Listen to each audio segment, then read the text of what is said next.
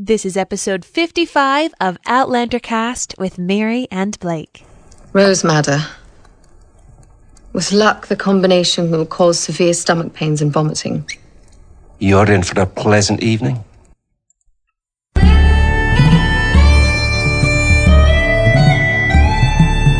All the way from Providence, Rhode Island, welcome to Outlander Cast. It's a podcast dedicated to the show Outlander on Starz.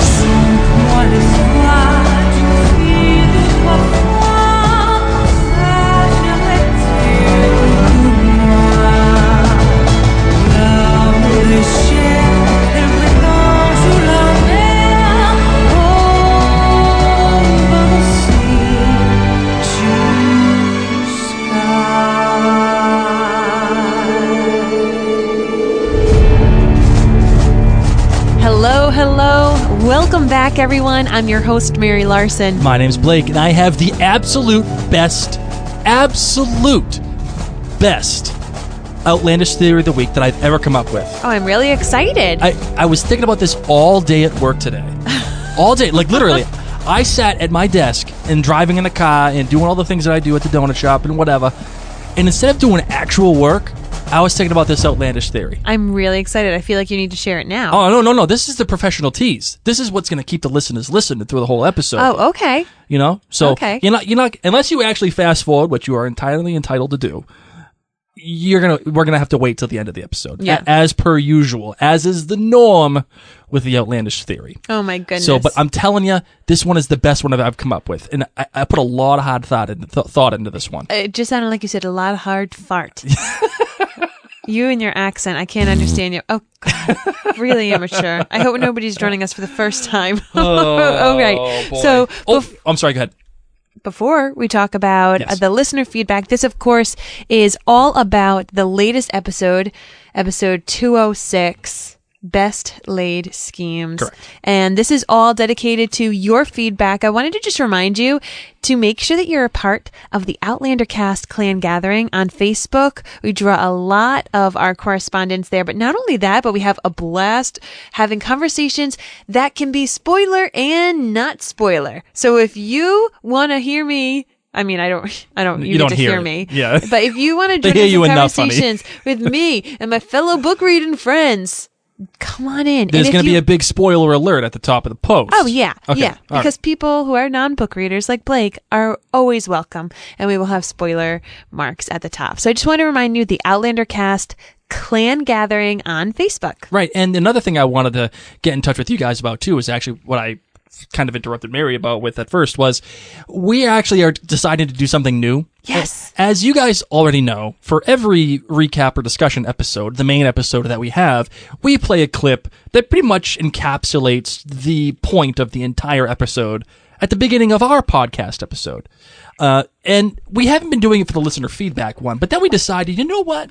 Screw that. We want to, instead of playing one that is, entirely encapsulated the entire episode. It was like a big moment. We wanted to actually have fun with it. We wanted to play something that was funny, or we wanted to do, we wanted to lighten the mood a little bit, because as we've talked about, the listener feedback one, this episode, this is a little bit more laid back. We're here having wine, we're drinking, we're having a good time. This is a laid back episode. So, and then we decided, you know what? Screw that too. What we want is we want to make sure that the listeners get the choice. Since this is a listener feedback episode, we want you guys to have the choice of the clip you would like to play at the beginning of the listener feedback episode. So as you just heard, we played the one with Murtaugh saying you're about to have a nice evening to Jamie after he drank all of the poison or whatever. So I think from now on, we want you guys to decide what clip you want us to play from the most recent episode for the listener feedback episode. So please go to the Outlander Cast Clan Gathering Facebook group, or tell us on Twitter, or tell us on Instagram. We'll probably put up a question of which one you want us to play, and then you can help us decide. And whichever clip gets the most votes, whether it's funny or it's sad or whatever you guys want, we will do. But we would like it to be funny. We want it to, again, we want to lighten the mood here. This is all for you guys. This is a celebration of all your thoughts. So whatever you want, damn it, we'll make it happen. There you go. My love, you ready to get into the listener feedback? You bet. Let's do it.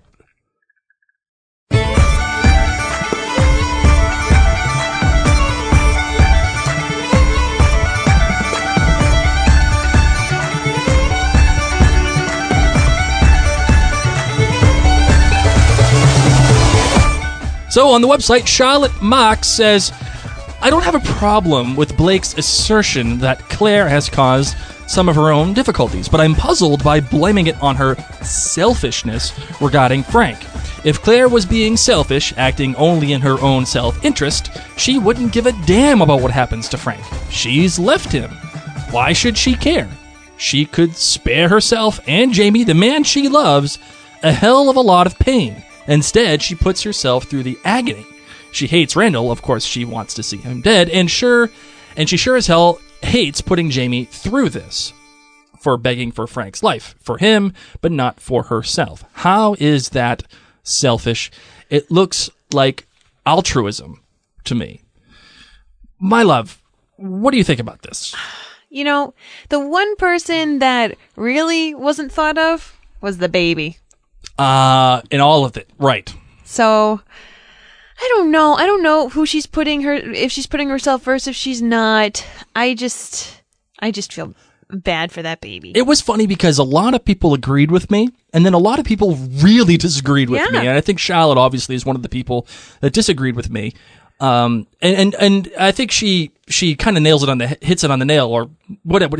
Hits the nail on the head. Hits the nail on the head. There you go. You know what that means? That's what that means. I think you've been beating me with the I have been beating season. you lately. This is ridiculous. This is amazing. This is supposed to be the Maryism bell, not the Blakeism bell. She says that, she doesn't have a problem with Claire causing some of her own difficulties, which obviously Claire, in my opinion, does. But it being selfish, the reason why I say it's selfish is because it may appear that she is wanting to keep Frank alive for Frank's sake. And I think that is true. But I also think she carries some sort of guilt about Frank. Okay. I think she carries guilt about Frank because she did leave Frank. Mm-hmm. And she feels bad for that. And she's constantly looking at her ring finger saying, am I making the right choice? Did I do the right thing? I left Frank. This was a giant mess. And here's the other problem too. And the reason why I say it's selfish of her for choosing this route is because she is allowing Blackjack Randall to live. She could have let Jamie go do whatever he needed to do with Blackjack Randall initially. Yes, would it have put she and the baby at risk because of the dueling aspect and potentially getting into the Bastille? Perhaps. But every single day that Blackjack Randall lives is another day for him to do something to somebody like Fergus that is completely rotten and awful. Now, whether or not it was actually intended to be rotten and specifically awful to Fergus for this episode, I don't know. Like, I know we had the conversation where it was kind of like, perhaps he thought that Fergus is what he ordered at the brothel. And if that was the case, maybe he just thought he was doing what he was supposed to do because that's what he ordered. But again, it's every day that this man is on the planet is another day for someone to get manhandled or get raped or get touched or whatever. And because of that, she is allowing that to happen. And that's why I feel like it's selfish. And that's why it's posing a huge moral problem for Claire to make these decisions, to push Blackjack Randall on Mary Hawkins potentially, to ruin her relationship with Alex Randall, to force Jamie to do certain things that he doesn't necessarily want to do, like spare Blackjack Randall's life. It's a big moral. It's a big moral gray area that she's treading. And Jamie is treading this moral gray area too, by the way. Yep. And he is allowing it to happen. He is going along with it, and he is trying to change history and play God the way that Claire is doing to benefit his needs as well. So I think it's a little tough. What do we got in the emails, my love? Emma wrote in, and remember how I talked in the last episode about how the baby bump, helped us understand a little bit of how much time has passed? Yep. Well, Emma has found some flaws in my idea, and I think that Emma might be right, and we're just going to pretend that the bump was magically the same size that it needed to be. The bump was just a really odd bump. That's what we have to know this whole season. It doesn't necessarily match up, and we just have to deal with it. But anyway, here's what Emma said. She said, firstly, several months can't have passed between the two episodes as Murtaugh was asking about organizing the duel. So it must have been just shortly after Jamie and Claire's discussion, as he thought it was still going on. I think the reason that there was such a noticeable difference in the bump was that we couldn't notice it growing in those dresses. Whenever Claire was in nightwear, it was more prominent. I read an article that Terry wrote that explained that Kat always wore the bump for every scene. But in the dresses with corsets and huge bustles, it simply just couldn't be seen. In 206, however, Claire was definitely in a different style of dress that showed the bump more. So I'm going to stop reading Emma's comment right there. I agree. Claire was wearing maternity dresses and maternity corsets in this episode. So I would agree that the clothing really showed it. And I'd be interested to know if Kat was wearing the same bump in last week's episode in 205. I really don't think she was. Because the bump was like noticeably bigger in my opinion. But if it was just clothes, I would want to know like which bumps were worn when. That would be a fun tweet. Hey, Terry. Yeah, what was the progression of the bumps? Yeah. When were the 3 trimesters of the bumps changed? In which episodes? That'd be kind of fun. Emma also wrote, secondly, I found it strange that Jamie had apparently gotten over this big ask from Claire so quickly. However, I watched an inside look on Outlander Stars' website and I read the original script. There was supposed to be a big dream sequence with Jamie, Claire, Frank, and Blackjack Randall, which had Jamie waking from and being less conflicted. They dropped it for time and didn't film it, but I really liked Jamie's explanation that he made the promise on his own terms. So Claire was provided for if she needed to go back. And I had seen this as well. So Jamie was like in a car. And it was in the more modern times with all of these other characters. So they cut it, but this was supposed to help you understand his reasoning and thinking, someone needs to take care of Claire and we need Blackjack Randall so that Frank could be here for Claire if anything bad were to happen in the future. Like, well, you're just supposed to like, that would have been great. And that would have been fun too. Cause like if it opened up on Jamie in a car, like in the future, you'd be like, what the hell? And then you realize it's a dream sequence, obviously. So they didn't film it just because for time. Oh God, I wish they had done that. That would have been such a more At least it's what Emma interesting. says. I don't know. I'll have to double check if they filmed it or not. Emma says they didn't film it. Well, it would have been really cool. If they did or they didn't, whatever, who cares? It's obviously not in the show. But it's in the original script. So if you go online, you can find the original script. That would have been an interesting cold open. And I think that would have been a creative one. I would have liked that a lot. From Andrea. Andrea says, I'm looking forward to every new Outlander cast episode. However, I cannot help but notice a distinctive lack of Claire voice recently in season 2. Please, Blake, for me. Many greetings from Munich/Germany. Well, Andrea, I can tell you that it's just by chance that there hasn't been very much Claire voice in season 2 so far, and I apologize for that. But I'm going to tell you that it's going to come back very often from now on. Oh, no. Oh, yes. Be prepared. I think I might just talk like this for the rest of the podcast. I'll press pause. Peggy wrote in and said, I want to first say that I give 206 a 3 kilt rating. Whoa. Now, I found this episode to be rushed and the continuity muddled. There was too much time spent on nonsense, like Claire with Louise and her ladies and the gory details of the Monsieur Ferez's executioner's work. More time should have been spent on Jamie connecting with his unborn child. Also, they could have done more with the lead up to the duel between Jamie and Blackjack Randall. I feel like there was a lot of missed additional material that would have been useful in the telling of the events to come. Yeah, Peggy, I agree with you. I did not like the whole Louise and her ladies and the Real Housewives of Paris type deal here, or Real Housewives of French Court. I didn't like it, although I really did like the executioner scene. I liked how it was dangerous. It was a little gory, but it was, again, that whole thing served as a veiled threat to Claire. And it puts her in the eyesight of the king, which I feel like is something that's going to be coming into play probably next episode, somehow, some way. And again, it lets you know that at least the king knows in a roundabout way that Claire is dabbling with either these dark arts or people that are involved with the dark arts. And if he knows, then that does not spell a good situation for Claire. And as for, in my opinion, with the unborn child, I feel like you got that. I feel like, I mean, how much more can you do with bonding with your unborn child, talking to a belly? You know what I mean? I would have liked it more in other episodes. I'll at least say that. Right, yeah. So, but to do it all in one episode, but where I do agree, and sweetheart, I want to know what you think about this, is should they have led up more to the duel between BJR and Jamie? Do you think they did it right by just like smash cutting right into it? Or do you think they should have had a little bit more from Jamie and Blackjack Randall and a little bit more of that situation? I personally liked how it was shot. I liked how anxious I got going with Claire in that fast and furious carriage ride and having her continually saying, let's go, faster, hurry up, and clutching her belly in the woods and then just going straight into the duel. I enjoyed it. I think that I would love to see more of the dueling just because I know that Sam and Tobias really worked hard on those parts themselves. Mm-hmm. I personally liked how it was done. My heart was racing. Mm-hmm. Yep. From Christine, she asks, what do you think of Murtaugh calling Claire a witch after the scene with Ferez? Too many people are calling Claire a witch. Do you see something coming out of this? Is this something that you should answer or I should answer?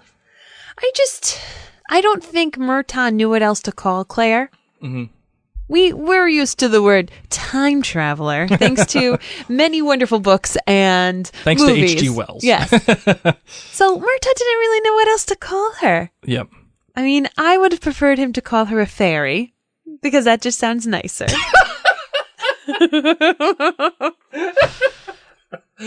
Oh, a man. witch just sounds ugly with warts. So it does a little bit. What do you think, Blake? I think a lot of people are seeing Claire as someone who's a little bit more than what she is. Mm-hmm.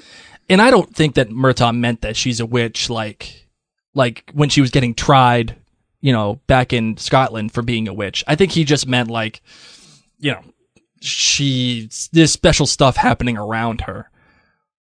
But that does not mean her surrounding community doesn't think about her like that. And again, relating back to the thing with the king and the dark arts, and this is why, again, the Monsieur Ferez, whatever, the executioner, that's why that scene is important. Because it's letting you know she's getting a reputation. And that reputation is not going to serve Claire well. And that's why I really liked it. Because again, it was like this, I'm going to rip the heart out while it's still beating. You have to entertain the crowd.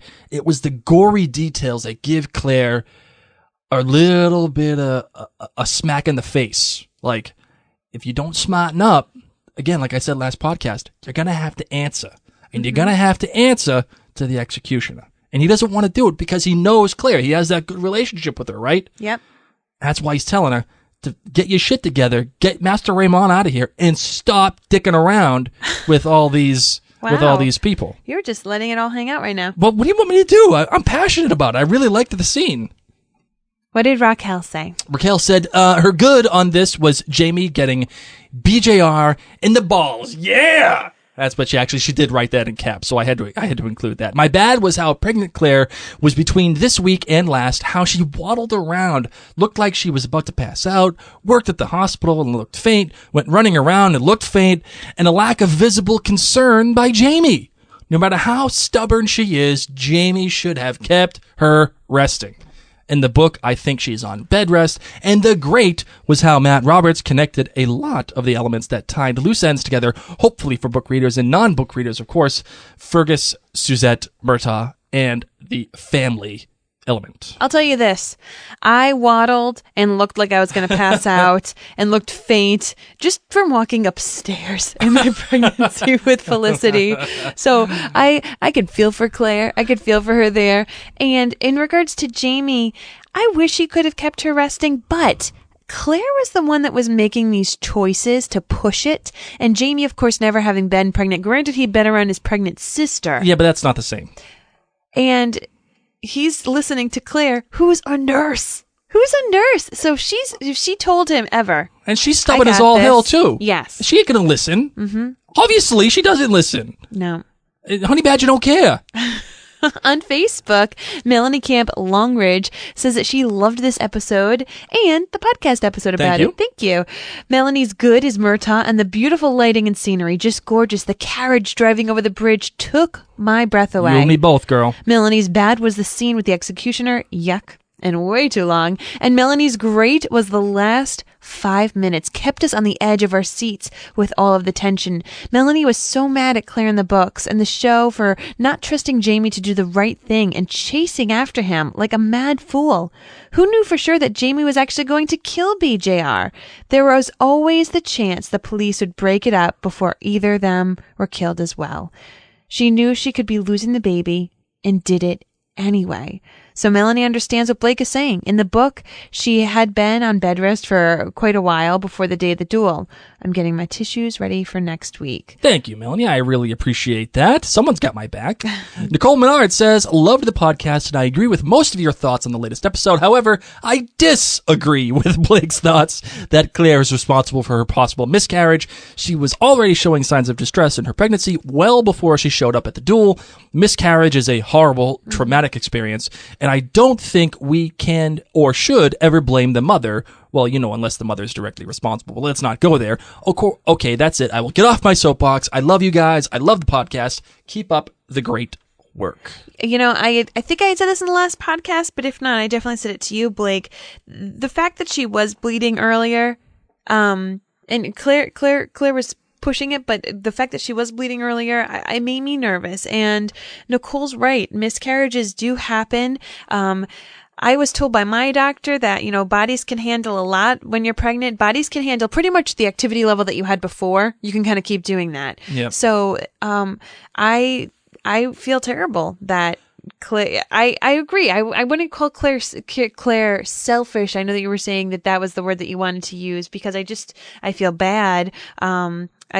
She needed to go save her man. Well, I think she's philosophically selfish. I mean, she's doing certain things for her own benefit. But I think... But then again, she's also running around like she's doing Tokyo Drift in the middle of Paris. She's all over the place, though. She's all over the place, and the show is making a clear statement that she's doing too much. Claire Williamson on Facebook said, good for you for calling out Claire as the... Wow. So Claire agrees with you, Blake. For calling out Claire as the cause of her problems. While I wouldn't necessarily blame her for all of her problems, I do agree with you that she's basically lying in the bed she has made. I pose the question of why. No, really, why does Frank need to exist in any other fan group and kind of get blasted? I mean, yes, she loved him. I get that. I really do. But if at this point he is no longer in her life, since basically she said goodbye to him when she chose not to go back through the stones after the witch trial, then why is him not being born a big deal? He wouldn't be dead. He just wouldn't be born. Isn't gone? Is gone? If he is gone from her life, then why is him not being born 200 years in the future a horrible thing? Remember, at the point of her making her first plea to Jamie to spare BJR, they had not yet had the conversation of her going back through the stones to Frank. Should something horrible happen during the rising? Some other fans jumped on me and said, how could I say that? Could I look at my husband and say I would be okay with him never having existed? Well, having never time traveled or thankfully had a spouse who has passed away, I can't really respond to what I do. However, this is fiction, so I am allowed to speculate. I think she made her choice for Jamie, but now her choice for Frank has caused this horrible domino effect, and it is terribly, terribly sad. Maybe I'm too vengeful, but I feel like if it were me, I would have been all for my present husband killing his sadistic psychopath rapist. Her obsession with preserving future Frank led to that farce, and sadly, what might happen with the baby. Susanna Thompson also said on Facebook, I just started listening to the podcast and had to stop to make a comment, both in response to something Blake said and that I think I've seen online. As to Jamie and Claire now being okay with each other, Diana has often said something to the effect that she believes her readers are intelligent enough to infer certain things and that she doesn't always have to include every conversation or event in the book. Jamie and Claire have now made up. We don't necessarily need to know how, although you might like to.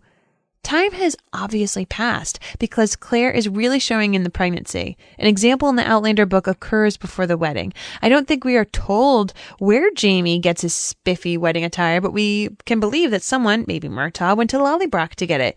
Did we really need to see that trip home? Probably not. Yeah, I agree. But again, my argument wasn't they should have shown time passage and whatever. My argument was it was jarring to go from rubbing the feet to all of a sudden, here we are. I mean, I'm sorry, don't touch me, to all of a sudden rubbing the feet. It felt like there was something missing. And obviously, according to the script, there was something missing. They just decided to not film it. And I think they had a little bit of a misfire there.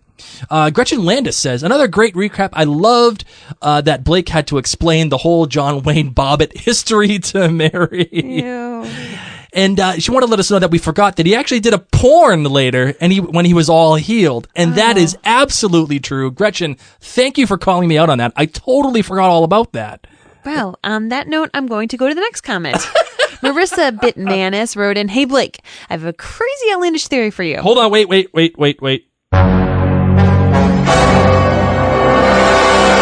Do it. Here's what Marissa says.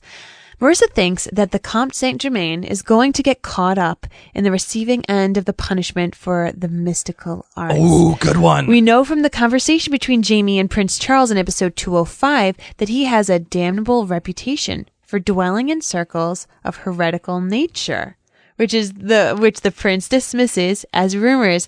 As to this fact that in episode 204, he instantly recognizes the stone that Claire is wearing for its ability to change color when poison is near. He follows this with, it's said to be magic, if one believes in such things. And in episode 203, Claire comes upon Master Raymond and the Comte speaking, in which the Comte says, "This must remain strictly between you and I." Yes. Since Master Raymond is wildly believed to dabble in the dark arts, maybe the Comte was discussing a purchase related to something of the mystical nature as opposed to the poison, as previously believed.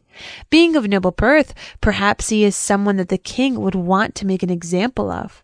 If Claire were to somehow prove this, she could maybe use it to her advantage by either blackmailing the Comte or trading up the information for Jamie's freedom. I'm a non-book reader, so this is all purely speculative. You know what? I'm not going to say anything. This is all I'm going to do. Bam! Just like that. A winner! That is a phenomenal outlandish theory of the week. Marissa, you blew my mind with that one, although it's not as good as mine that's coming up later on at the end of this episode. Shameless plug. But I am going to tell you, that is a phenomenal outlandish theory of the week. Did not think of it. You just blew me away. Yes. Chrissy Schulz Brault on Facebook also said, "Blake Larson, I have to believe with your opinion on the Bonnie Prince. He is just really dopey." And I don't think it's a great portrayal. This version of him isn't a believable lover for the sexy and daring Louise. I know he needs to be an idiot that people will roll their eyes at, but from the book, I have the impression of an attractive, charming young guy who could talk a good game to gullible folks. But it's really obnoxious to those who are more pragmatic because he is so entitled and arrogant, not because he acts and talks like a spoiled little kid. So, Chrissy, I totally agree with you. I mean, we all love Louise. She is one hot shit, for lack of better words. I'm joining your bandwagon right now, Blake. But she is a sexy and daring and very witty woman. Mm-hmm.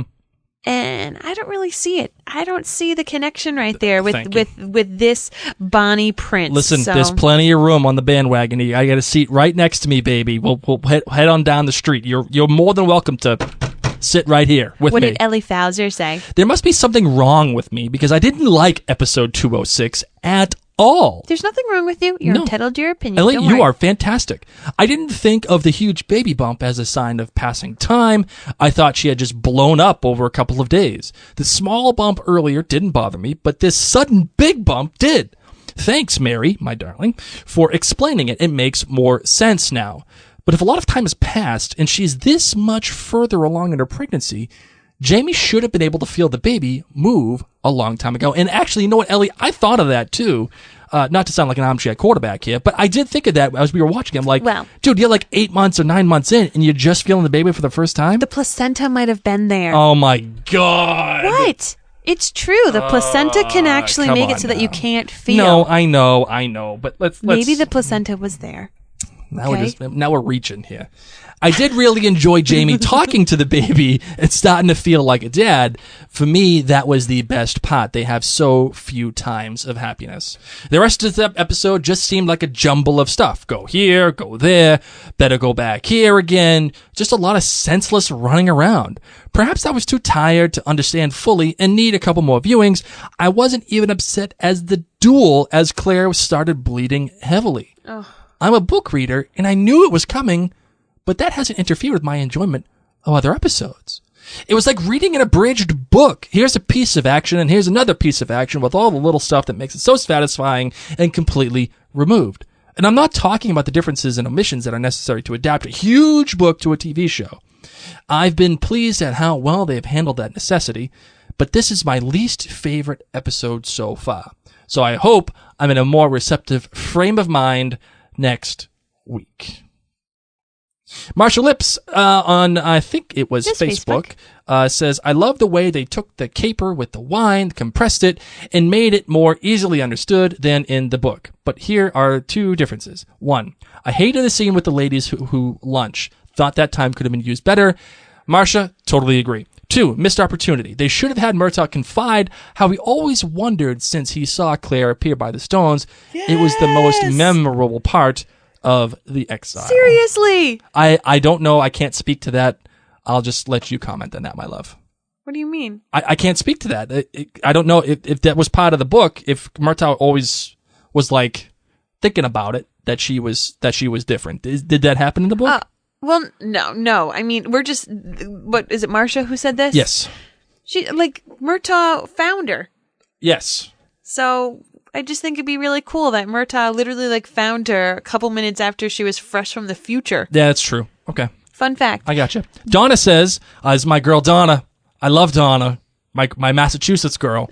She says, I have a special kilt rating. Yay. Mary, I give you 5 kilts. Ooh. I know you are a book reader and not quite sure how to contain yourself and from blurting out spoilers to Blake. It's really hard. I'm going to tell you how I do it. I have to really just watch the show and just stay in my non-book realm as much as I can and not even talk about it online or anything until pretty much now. I do it. I go and I listen to other Outlander podcasts after we finish our, not like right now, but after we finish our listener feedback. And then I'll also go into my other Facebook groups where there's book readers. I get my book reader fix after we're done recording because I need to act like I am somewhat just a show watcher when I'm around Blake, and it's very difficult. She actually does a very good job, guys.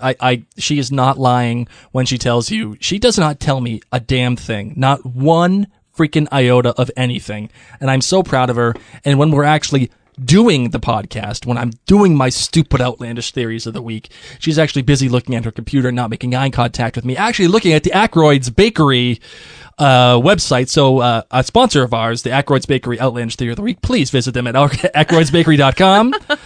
Get a lot of cool Scottish bakery that items is there. I do. Shameless plug. That is quite frequent. You're not even joking. I literally, that's true. Just so you know, Donna, when Blake is saying his outlandish theory, I'm generally looking at meat pies. Please be kind to our sponsors and buy stuff from them. On Twitter, we have Fan of Good Dramas, and they say, can't help but think Claire is single-handedly setting wheels in motion for the French Revolution with her comments to the ladies. You know what? I love this whole idea. Oh, Les Miserables. Emma Reed says, Claire had a placental abruption, supposedly, and prognosis for her and child is dire. Hard to say if it could have been avoided. Frickin' placenta. Listen, if she had the placental abruption, yes. Okay, fine, whatever. But I don't know that. I don't know that she had a placental abruption from the show. It never goes into that. She just blood starts coming out. Well, that was placenta. Well, but I don't know that. Like, somebody's telling me she had a placental abruption. And Emma, this isn't necessarily just you. Actually, a bunch of people have said this on, like, the Outlander cast clan gathering. Mm-hmm. They're like, well, she had this, so you can't say it's her fault. Well, the show isn't explicitly telling me that she has a placental abruption. Well, you're also a man who's never had to learn about labor. But the show isn't saying that to anybody. No, I know. And so it's totally... It doesn't matter if it's a placental abruption. You just need to know that the baby's situation is not good right now. Right. That's No, all you need to know. I understand. And like, I'm not... Like, I'm getting worked up about it. But I just... It was like, I don't know what to do. Sarah Roach says, I think Claire's spotting and physical condition were purposely shown the night before, not because of the stress of I would the agree. duel. Sarah, you're probably right. I would agree. Outlander Obsessed says, still feel like we're robbed of a resolution. They can't just have a blowout like that, Jamie and Claire, and suddenly we're at foot rubbing. Also, the beginning makes it seem like Jamie was up all night thinking about the fight. So the time being passed was poorly done. My love, do you agree with or disagree? Outlander Obsessed. I'm going to tell you something right now. When Blake and I get into a fight, if the next day or so he wants to rub my feet, we're going to be a much better place. So that's all I got to do? Buddy, try it.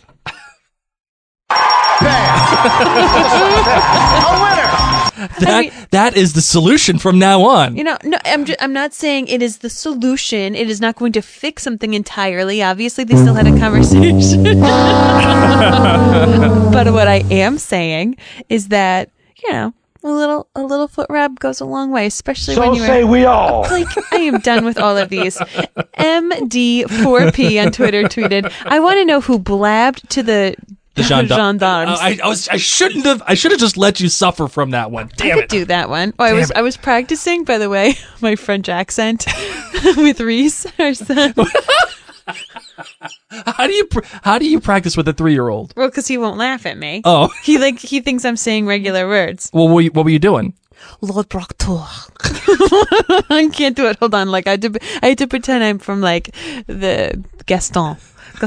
Lord Proctor. It still sounds like you're choking on chicken. It does. Yep.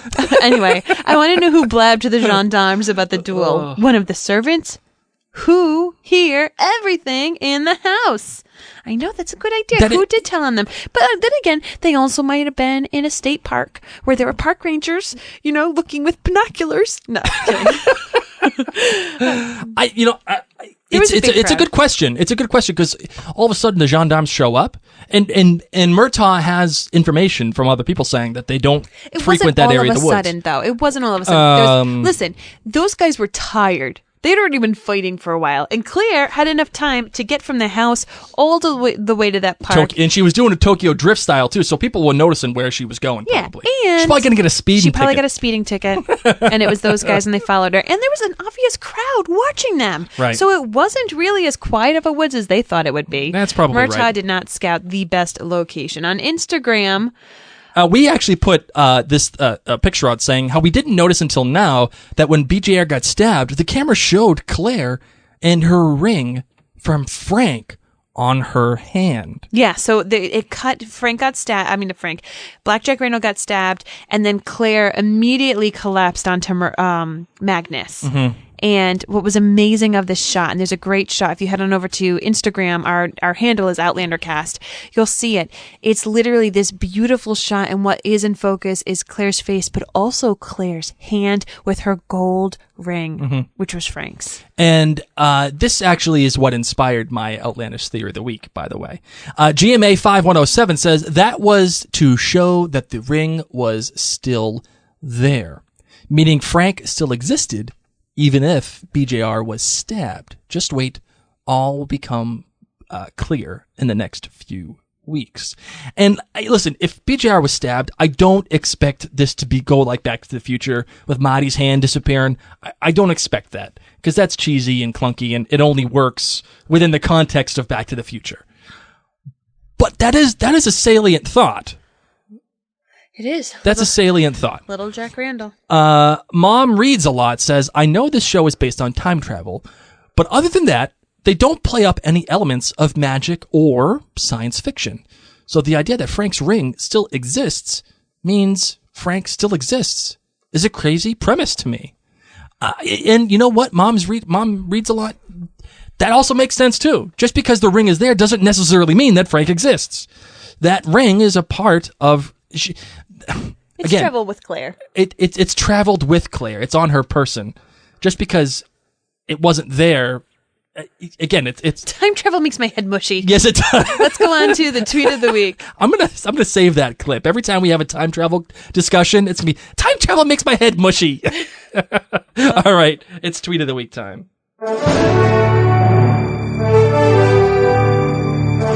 This week's tweet of the week comes by the way of Angie RN, and she says, "Oh, Outlander cast, I'm so sorry about my Kansas City Royals bombing your Red Sox right now.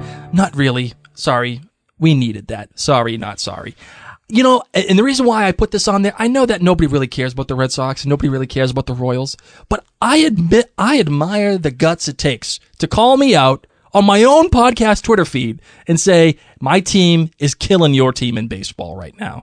That takes a lot of guts. Don't you agree?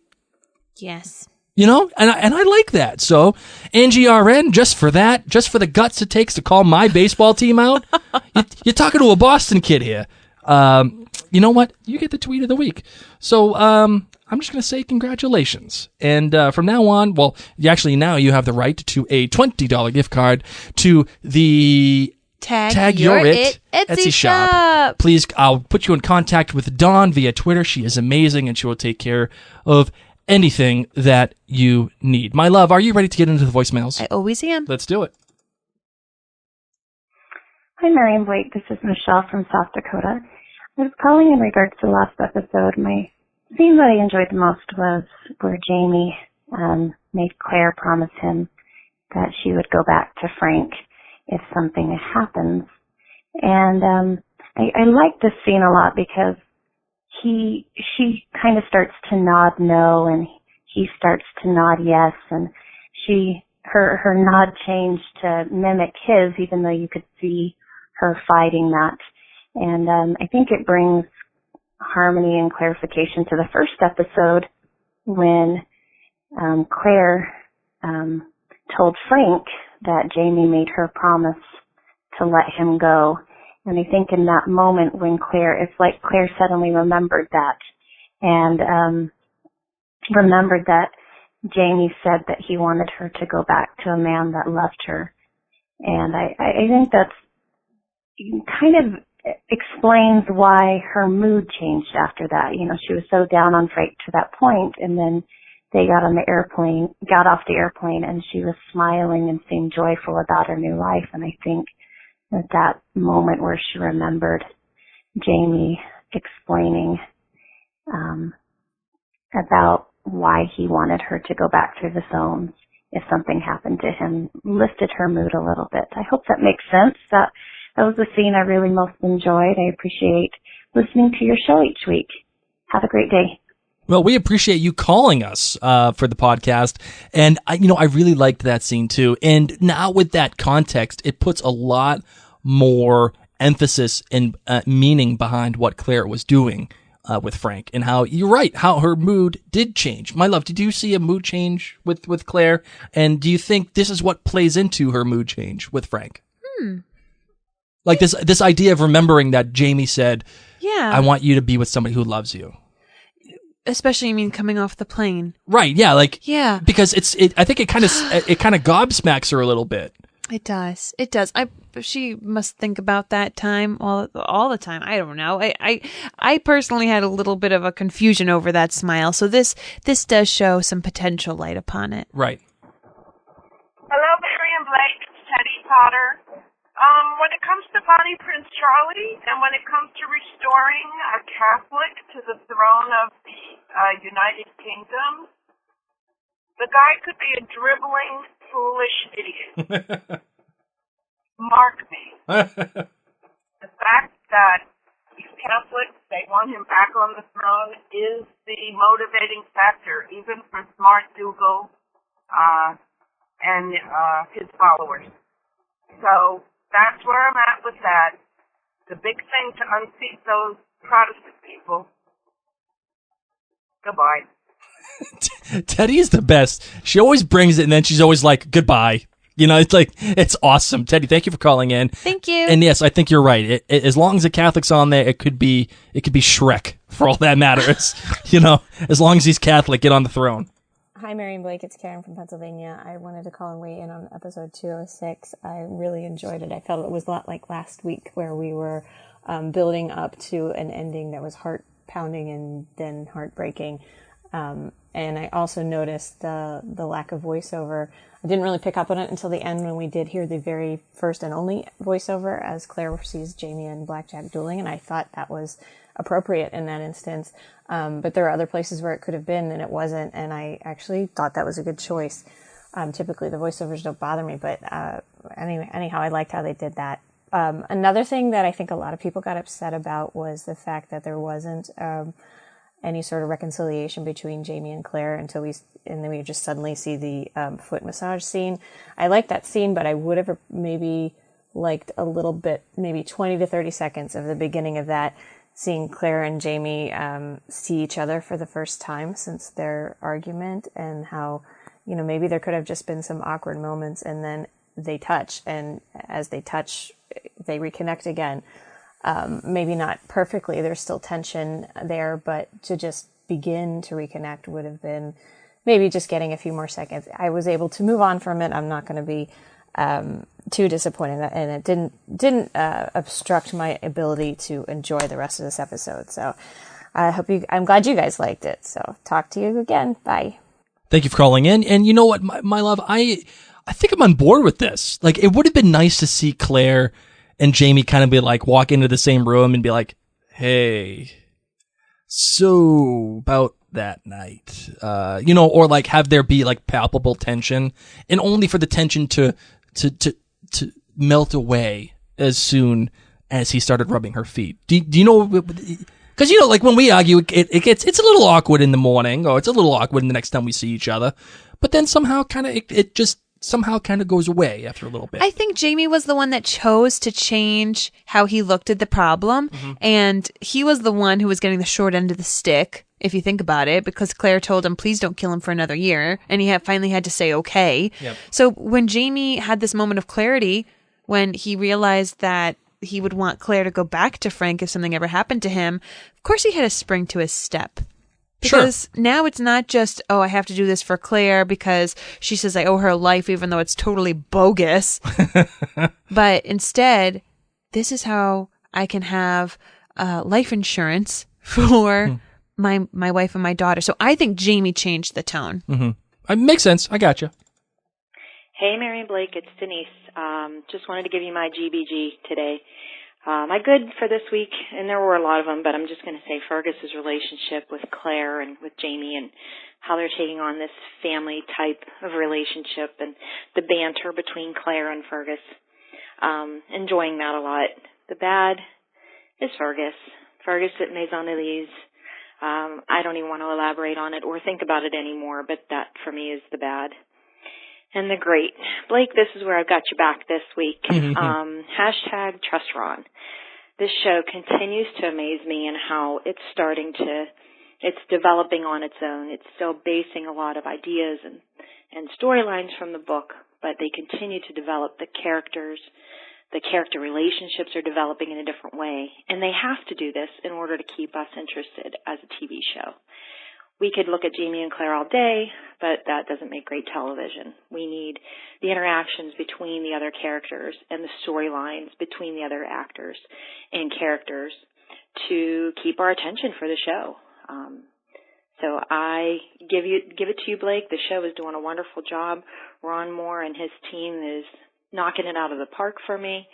And that's it. Have a great week, guys. Thanks so much.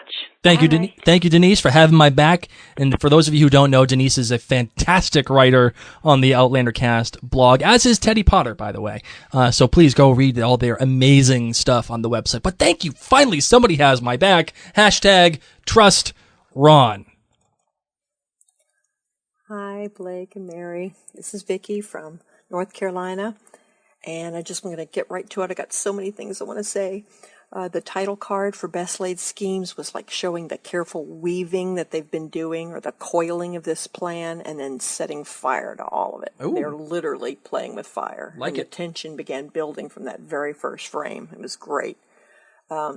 In the scene where Claire draws up her feet from Jamie during their discussion, it was felt like a very real action. After being so comfortable just a moment before, she was suddenly feeling uncomfortable when the topic of Frank was brought up again as unresolved, and she withdrew her feet from Jamie's grasp, feeling suddenly vulnerable and unsure again about after their previous bargain. That human tendency is to pull back from someone when you feel conflict is imminent. So I thought that little movement rang very true.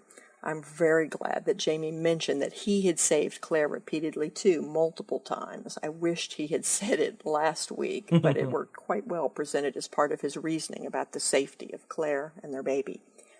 Jamie telling Murtaugh the truth about Claire finally, and how his gradual understanding, how it was shown to us, was perfectly acted. The punch in the face was kind of like an homage to Lard Bucket and Big Head, because when words fail a Scot, they might just have...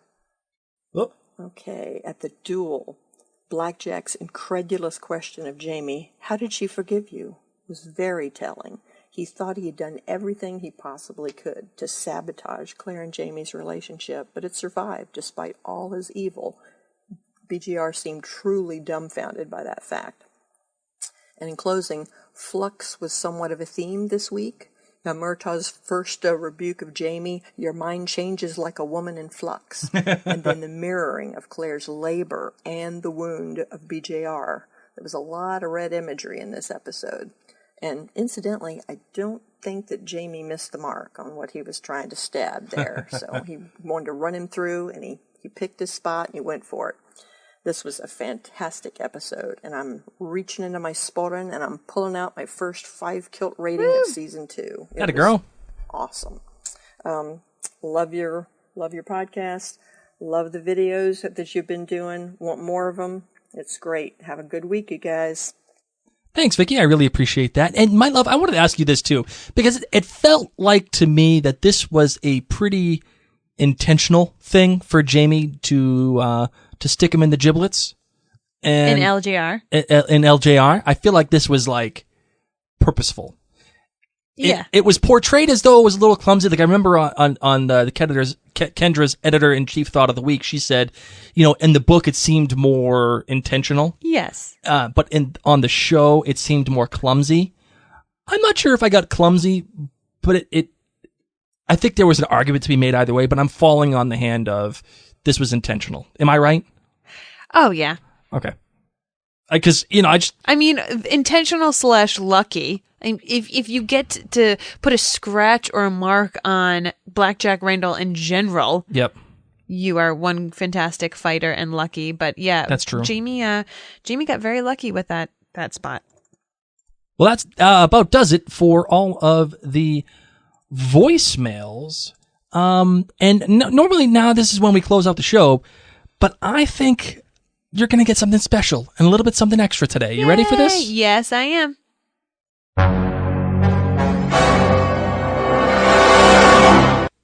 I got the best outlandish theory I've ever had. Ever. Gosh. Ever. Okay. All right. So we've been talking about this whole thing with Blackjack Randall and stabbing him in the giblets. And the twig and berries aren't feeling too good right now for Blackjack Randall, which to me feels like once you get stabbed there, they're kind of useless. I've never had that area of my body in general. I've never had that area of my body stabbed, but the way that it was bleeding and the way that a sword will go in there and wreak a little havoc on that area, it's a sensitive area. Yeah. So I feel like he's not going to be able to use those instruments anymore going forward. So how then does he have the lineage with Frank? And it's been bothering me. Like, okay, did he get Mary Hawkins pregnant before this? It's possible, although unlikely, because she has been holed up in her apartment sit with her father or her uncle, whoever she's with, because remember he was saying she was telling Claire, they're keeping me in this house and they're not letting me out, and they're actually thinking about getting me out of France altogether. So I doubt that he has had relations with her yet, which leads me to believe. Now, when I was thinking about this, I was getting all soap opera-y as much as possible. I'm like, how can Blackjack Randall have this kid with Mary Hawkins? He hasn't met her yet, for all I know. They haven't had relations yet. The guy's been stabbed. He's probably not going to be able to use his genitals anymore. How do they have this kid? And then, when I was thinking about the days of our lives, and I was thinking about General Hospital, a light went off in my head. She's already pregnant. And she's already pregnant because Alex got her pregnant. When? I don't know. But either she's already pregnant or we haven't seen the last of Alex yet. Because there's no freaking way that Blackjack Randall can have sex ever again based upon the injury that he's received. Unless he's John Wayne Bobbitt and gets it reattached, and I don't think that they have the technology at that time. They don't even have good water, never mind penis implants, and I don't think he's making a porn anytime soon.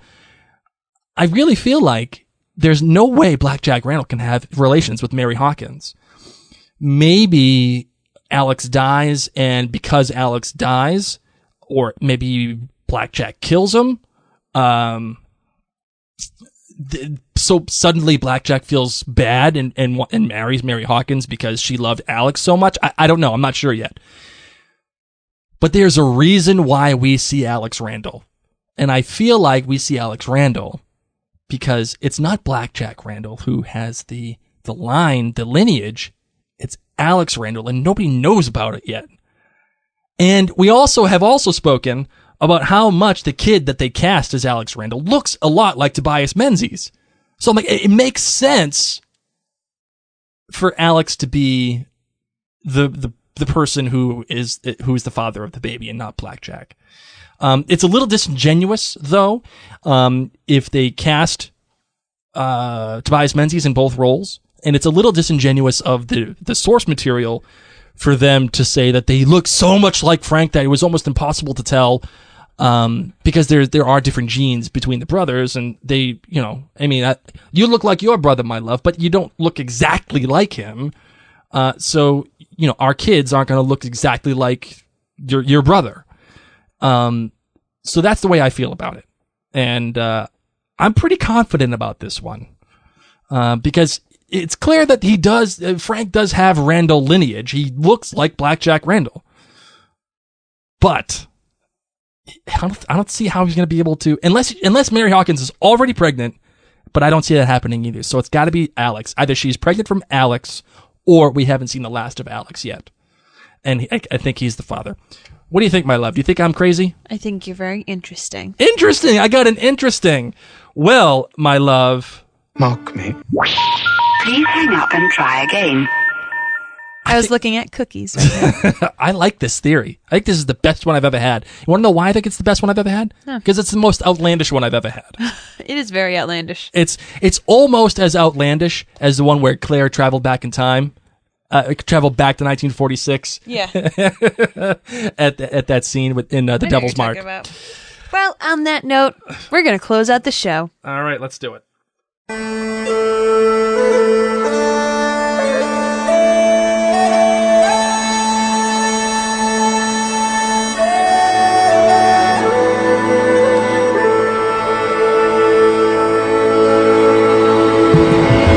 One thing's for certain. What's that? Hospitals are going to be busy after that field. You got Claire coming in. You've got LJR and BJR. LJR getting out. Yeah. And Jamie. Jamie's not going to be in a good place, it looks like. Oh, no. He's going straight to the Bastille. You're in trouble. He's going straight to the Bastille. You got caught. I'm telling you, though, my last Outlandish Theory of the week, too, is that someone's going to vouch for him, and they're going to kick him out. Just to get out of France. All just interesting to that, too. Thank you very much. You're going to have to find out. I like that. Be sure to stick around on the Outlander Cast blog. Well, wait. What? We're forgetting. What are you looking forward to most for next episode? Oh, I just said we're going to be at a hospital. Oh, gosh. I don't know. What am I looking forward to? I'm looking forward to this episode. I don't know. I wouldn't say that I'm, like, happy. I'm not happy. Right. I'm looking forward to this episode because it's a big turning point. Yep.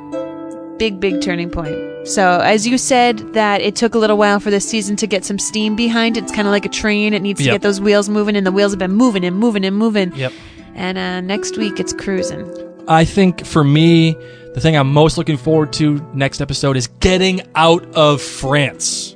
Getting out. Gotta get out. I gotta leave. I said that last episode, and I'm gonna reiterate that point. I gotta get out of France. You're still in next week. I know, but I'm saying I think after next week, I think we're out. Okay. I think we're out. Because, well, you already heard it last episode, but we gotta get out, and I'm done with it. It's time to move on. Well, you know what? I'm not ready to move on for. What's that? I want to keep going back to the Outlander Cast blog. I know you've mentioned it a couple of times, and those of you who are listeners, you know that we have this awesome live blog during the 9 o'clock showing.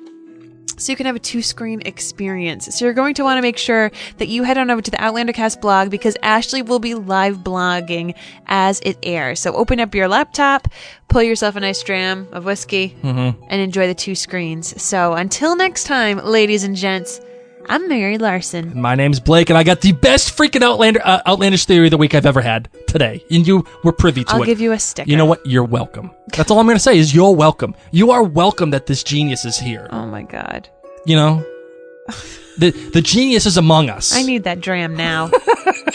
It's good to be good at the game. I'm just going to say that. I'm just going to say this. You've been listening to Outlander Cast. Like Tyrion says, I drink and I know things. I drink and I know things. I said the ending sentence. Yes, you have been listening to this Emmy Award-winning episode of Outlander Cast.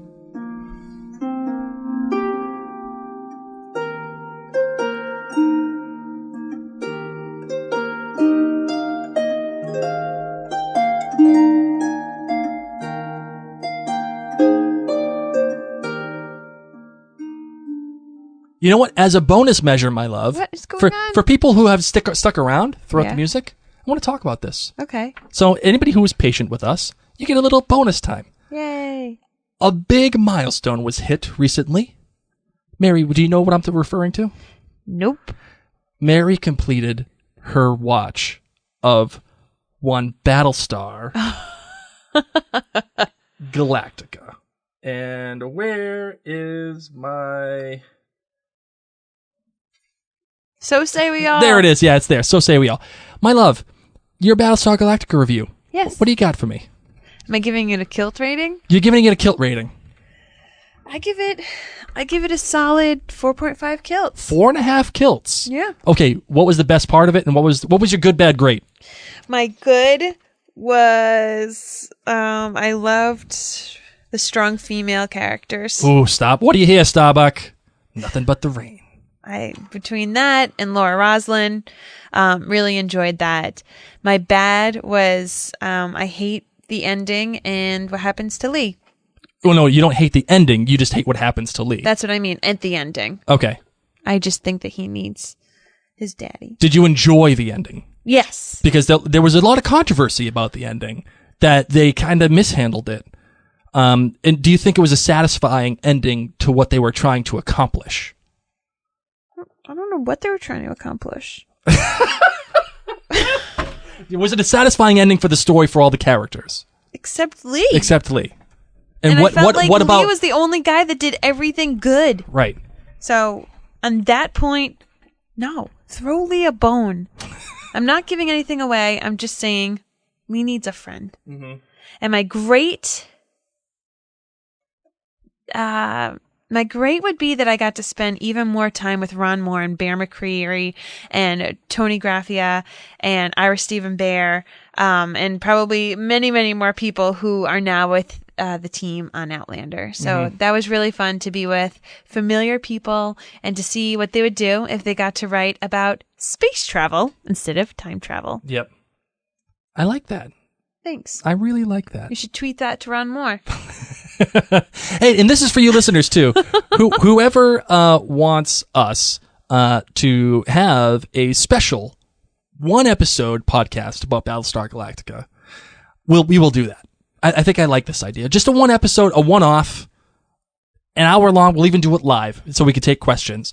And I think I like this idea. What do you think, my love? I think I'm tired and I'm ready for my dram. All right, so for the end, I think what we're going to do is we're just going to close out with this. Good old Rhea Yarbrough. Forgot to add her to the list. Back with Rhea. Oh, yeah. So we can go out to the beautiful sounds of the Battlestar Galactica soundtrack. Remember, vote for us if you want us to do a one-off episode for Battlestar Galactica in celebration of Mary's completion of one of the top 5 shows, in my opinion, of all time.